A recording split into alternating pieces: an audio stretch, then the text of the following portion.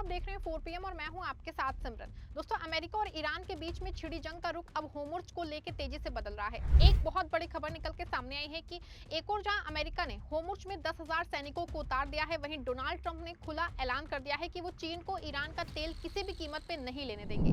ये महज एक धमकी नहीं है, बल्कि समुद्र में बाकायदा एक जहाजी डकैती की शुरुआत है। अमेरिकी नौसेना ने दावा किया है कि पिछले 36 घंटों में उन्होंने ईरान की ऐसी नाकेबंदी की है कि सारा समुद्री व्यापार ठप हो गया है।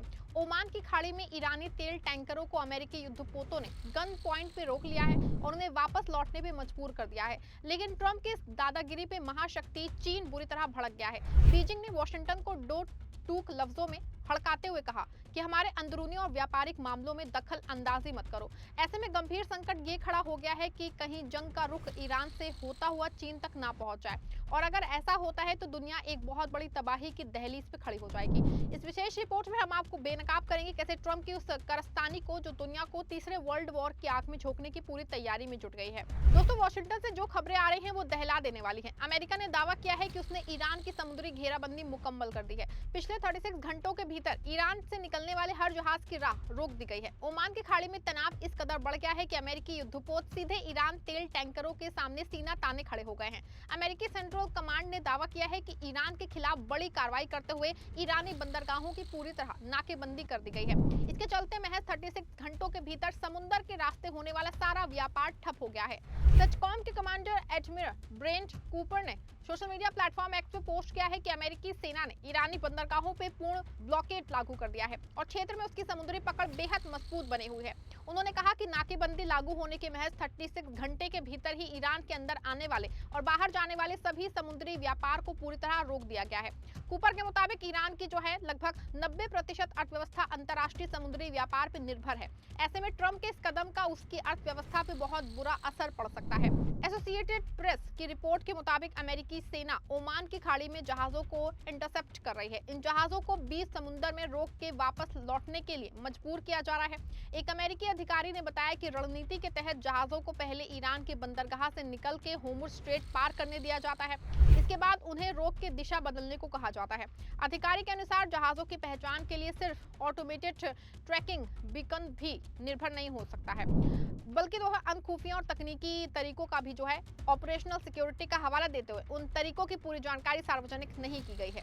मंगलवार की एक घटना ने पूरी दुनिया को चौंका दिया है। अमेरिकी नौसेना के एक डिस्ट्रॉयर ने ओमान की खाड़ी में ईरान से निकल रहे 2 तेल टैंकरों को रोक दिया और उन्हें फौरन वापस लौटने का आदेश दिया।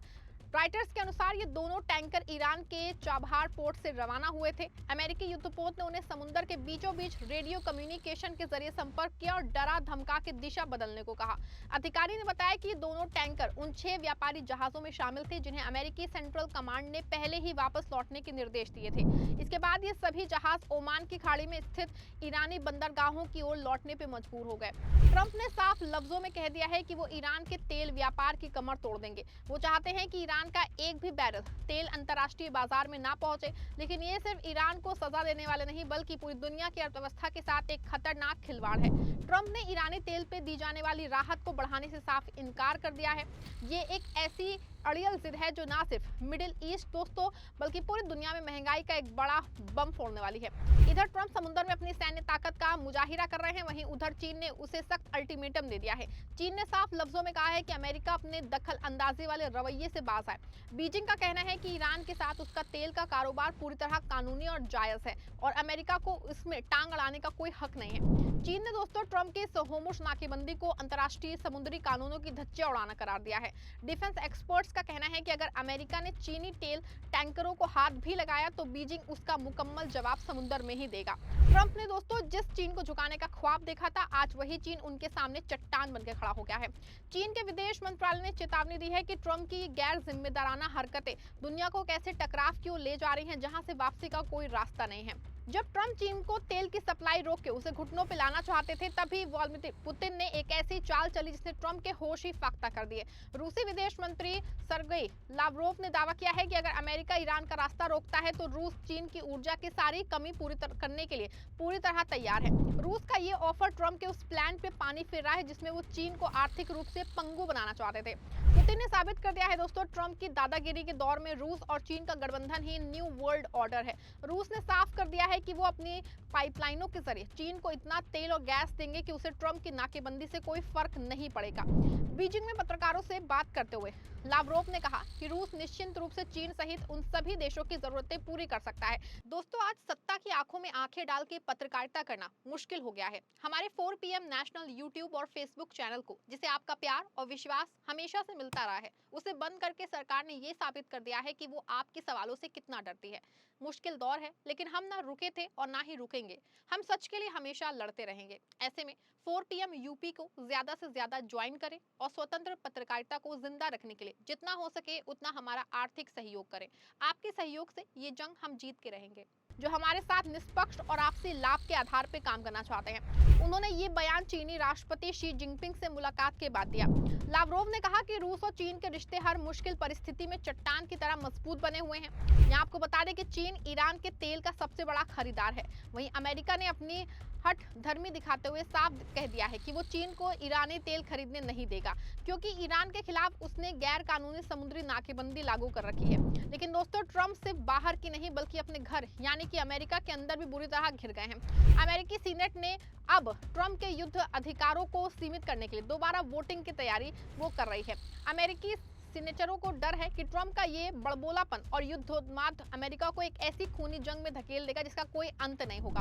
अमेरिका के अंदर ही अब जो है ये जोरदार आवाज उठ रही है कि राष्ट्रपति एक तानाशाह की तरह काम कर रहे हैं। बिना कांग्रेस की मंजूरी के ईरान की नाकेबंदी करना और दुनिया की महाशक्ति से सीधा पंगा लेना अमेरिका की अपनी सुरक्षा के लिए बहुत बड़ा खतरा बन गया है। सीनेट में इस वोट की तैयारी ने साफ बताती है कि अब अमेरिका के संजीदा नेता भी ट्रंप के हाथों में मुल्क की बागडोर सुरक्षित नहीं मान रहे हैं। हैरानी की बात है कि ट्रंप ने अपनी इस नफरत और नफे नुकसान की राजनीति में मजहब को भी घसीट लिया है।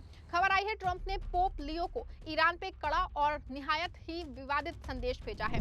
ट्रंप चाहते हैं कि दुनिया के बड़े धर्मगुरु भी ईरान के खिलाफ उनके इस खूनी खेल में शामिल हो। लेकिन बड़ा सवाल है कि क्या पोप जैसे शांति के पैरोकार ट्रंप के इस युद्ध के पागलपन का समर्थन करेंगे? ट्रंप की ये कोशिश साफ दिखाती है कि वो इतने हताश और मजबूर हो चुके हैं कि वो कभी धर्म का सहारा लेते हैं तो कभी अपनी नौसेना की तोपों का। लेकिन हकीकत है कि उनकी हर चाल उन्हें अंतर्राष्ट्रीय मंच पे अकेला और अलग थलग करती जा रही है। साफ है कि ट्रंप पूरी तरह से वॉर मोड में है, लेकिन उनकी ये जिद पूरी इंसानियत के लिए तबाही का सामान तैयार कर रही है। एक तरफ ओमान की खाड़ी में अमेरिकी जंगी जहाज हैं, दूसरी तरफ चीन की नाराजगी और रूस का खुला समर्थन। 36 घंटों की इस नाकेबंदी ने साबित कर दिया है कि ट्रंप किसी भी अंतर्राष्ट्रीय नियम कायदे को मानने को तैयार नहीं है। वो सिर्फ जोर जबरदस्ती की भाषा समझते हैं। क्या ट्रंप की जहाजी नाकेबंदी सफल हो पाएगी? क्या चीन चुपचाप अपने तेल के जहाजों को रुकते हुए देखेगा, या फिर 16 अप्रैल की प्रस्तावित वार्ता से पहले ही समुद्र में बारूद फट जाएगा?